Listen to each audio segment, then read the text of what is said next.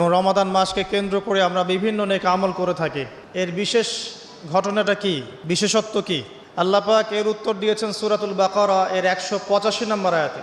আল্লাহ রাব্বুল আলামিন বলছেন, বা'দা আউযু বিল্লাহি মিনাশ শাইতানির রাজীম, আল্লাহ পাক বলছেন, শাহরু রমাদানাল্লাযী উনজিলা ফীহিল কুরআন, রমাদান সেই মাস যেই মাসে কুরআনুল কারীম নাজিল করা হয়েছে।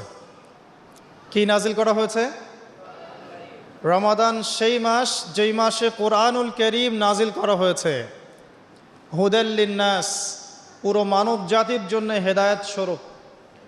ওয়া বাইয়িনাতিন মিনাল হুদা ওয়াল ফুরকান, কোরআন হচ্ছে বাইয়িনাত, সুস্পষ্ট প্রমাণ, নিদর্শন, এবং ফুরকান, সত্য মিথ্যা, ন্যায় অন্যায়ের একমাত্র মানদণ্ড।